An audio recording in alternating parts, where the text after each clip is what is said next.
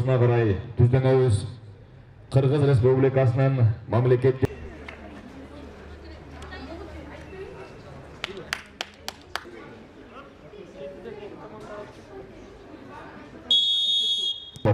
Абдузафар Жакшылыков, 5-номер Алиязбек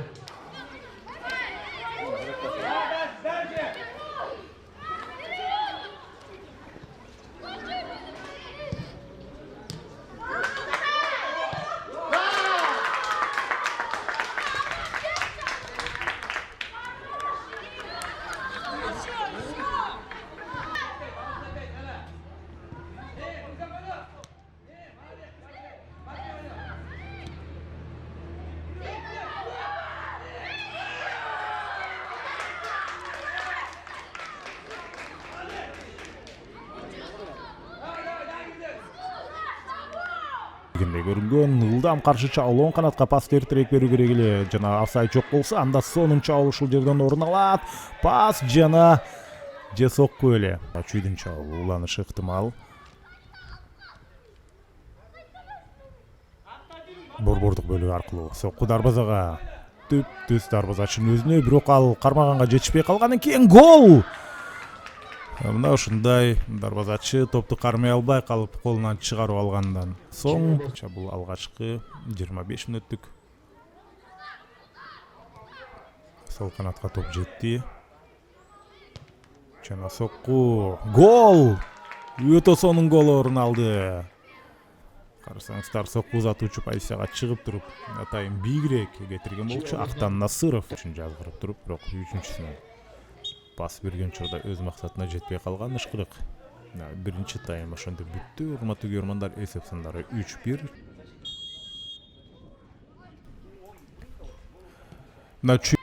Демек, аягына чейин күрөшүү көп нерсени чечип кетет. Болуп көрбөгөндөй жогорку ылдамдык менен келип туруп өзү тийип кетти.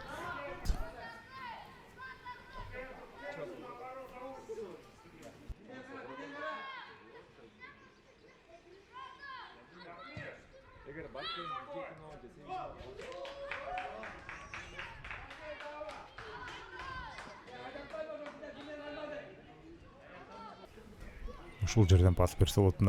Дагы бир пас керек. Мына сокку. Жана түз эле. Эмне бул өзүн бул жерде жаңы болсом Казакбаевка топту калтырды. Ошу керек эле. Азыр жакшы сокку орун алды. Ратмир Казакбаев жана таласын дарбазачысы Мырзабек Эмилбеков. Гол албетте. Эч кандай мүмкүнчүлүк калтырган жок. Мырзабек Эмилбеков Ошобулсун командасы биринчи орунда турат. Чүй азырынча 5-1 экенин эске ала турган болсок, тескерисинче Чүй биринчи орунга чыгып кетиши ыктымал. Азыр дагы бир чабуул, дагы бир гол.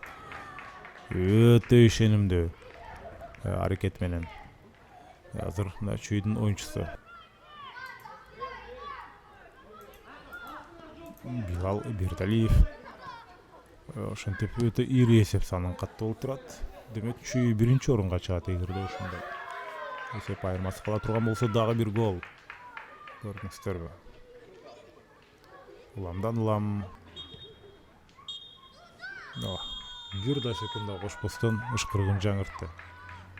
Бул беттештин башкы калысы көрөрмандардын таласын оюнчуларына кийинки беттештерде ийгилик каалайлы.